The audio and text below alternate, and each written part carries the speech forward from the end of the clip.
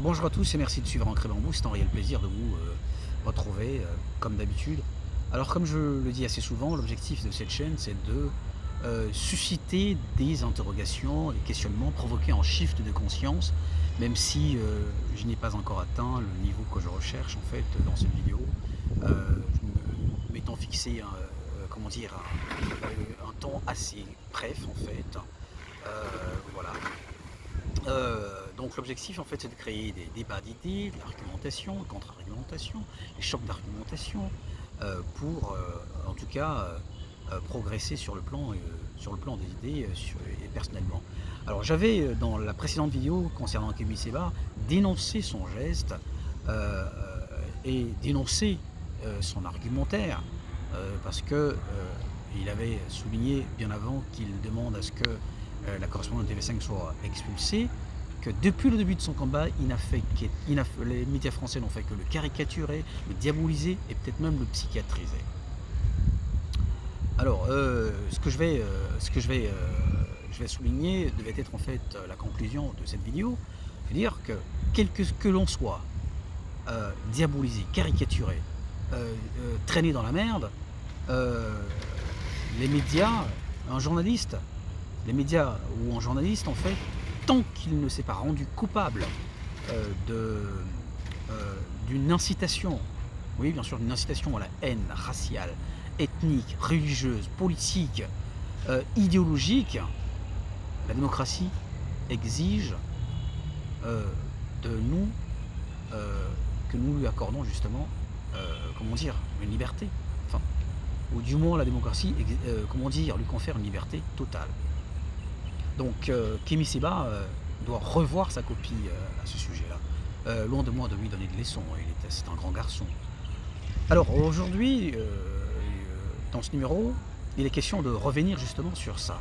Parce que après, il y a eu tout un tollé, en tout cas de la part des médias, de la presse également. J'en ai vu des gros titres. Pour qui se prend-il ce Kémy Séba? Moi je poserais la question très simple, d'une manière très simple, enfin d'une manière très simple, de qui est-il le nom? De quoi est-il le nom? En tout cas, je pense qu'avec Kémy Séba, on assiste à un retour de l'ambiance post-coloniale, de l'époque des bravades sécouturiennes ou encore de l'exclusivisme, ou du moins de l'attitude exclusiviste dans Malcolm X. Quoi qu'il en soit, les discours agonistiques de Kémy Séba trouvent leur source en fait dans ces luttes superficielles et cosmétiques et d'une douleur, je dirais, raciale atavique. Kémy Séba a un programme, tout le monde le sait. Je vais dérouler en fait le programme, mais enfin pas exhaustif, parce que c'est assez grand. C'est en trois points. Comment dire, donc dans son agenda, le premier point, en tout cas ce que je peux en déduire, c'est de tordre le cou au capitalisme judéo-maçonnique, comment dire, écraser l'establishment occidental, faire barrage, ou du moins contrer, comme Kadhafi le désirait, l'exploitation à la carte en fait des matières premières du continent, et en découdre physiquement et idéologiquement avec les Blancs. Vous savez, Kémy Séba, il se justifie assez souvent en disant « je ne suis pas raciste », mais pour moi, cette négation cache, comment dire, cache même son racisme. Kémy Séba est un suprémaciste noir. On peut en débattre, voilà, on peut en débattre avec les internautes, ceux qui suivront la vidéo. Je sortirai en fait les vidéos de Kémy Séba depuis Tribuka, et jusqu'à son ONG Urgence panafricaniste, l'Afrique libre ou la mort. Et donc c'est une bonne chose. C'est une bonne chose d'ailleurs. Voilà. Je suis africain. On rêve tous en fait comment dire, d'une Afrique en fait rayonnante, libérée de toutes sortes d'emprises, religion néo-coloniale, enfin religion coloniale, que ce soit l'islam ou le christianisme, libération, comment dire, impérialiste, alimentaire et tout ça, et une libération dans le calendrier qui nous est imposé par l'Occident, un calendrier politique, et tout cela. Bien sûr, on rêve tous de ça, on travaille pour cela, pour la libération de l'Afrique, en fait. Pour faire très simple, ou autrement dit, la liberté de l'Afrique. Seulement, voyez-vous, Kémy Séba, c'est en George Washington qui veut faire la guerre, mais qui ne s'en donne pas les moyens. C'est ça, Kémy Séba. Tout ce battage, en fait, vient comment dire, vient de loin, comme je l'ai dit, ça vient les sources sont multiples. D'ailleurs, c'est quelqu'un, comme je l'ai dit, c'est quelqu'un qui, même s'il ne fait pas montre d'une connaissance historique, c'est une personne qui a un bon bagage historique. Bien sûr, parce que la connaissance historique, en fait, est nécessaire pour développer le Gongshi. Le Gongshi, c'est un terme chinois qui signifie la conscience identitaire. Sans connaissance historique, pas de conscience identitaire. Seulement, voilà, Kémy Séba, il nous parle beaucoup de Sékou Touré, de la révolte de Saint-Domingue, actuelle Haïti, révolte d'ailleurs qui s'est résolue en révolte et pas en révolution, puisque Haïti est resté quand même l'un des pays les plus pauvres du monde. Donc on doit comprendre, il parle de Thomas Sankara. C'est de l'histoire, mais c'est de l'histoire, mais ce n'est pas suffisant. Pourquoi? Parce qu'on se contente simplement de connaître l'histoire en tant qu'événement passé, en tant que récit. Point. Or, l'essentiel dans l'histoire, c'est, comme j'ai dit, la première étape, c'est de connaître l'événement, le récit du passé. Le plus important, c'est de connaître de l'histoire. C'est-à-dire qu'on apprend l'histoire et on apprend de l'histoire, tirer des leçons.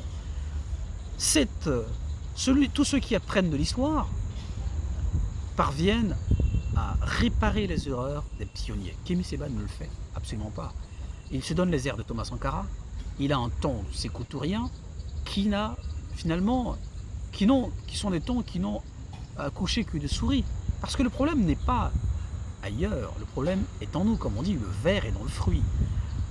Kémy Séba peut, et il n'en a pas conscience, certainement, autrement il ne ferait pas autant de bruit avec sa véhémence, autant de bruit, avoir une telle hargne contre en fait l'extérieur, alors que tout le problème est endogène. Quand vous avez un continent où les gens ne produisent même pas ce qu'ils portent, même pas ce qu'ils mangent, même pas ce qu'ils pensent. Récemment au Nigeria, on a eu une victime, encore au nom d'Allah, donc enfin pour un blasphème. Vous voyez toutes ces choses. C'est peine perdue que d'avoir une tension vers l'extérieur. La tension doit être endogène. C'est juste un aparté là. Et donc voilà, là où Kémy Séba pêche terriblement. Voici les limites de Kémy Séba. Il n'apprend pas de l'histoire. Il répète les erreurs des anciens. Et en tout cas, il ne paiera pas cher. Ce sont ceux surtout qui le suivent, qui paieront cher, un peu comme le Troisième Reich en Allemagne, Hitler avec les Allemands qui le suivent parce qu'ils fanatisés.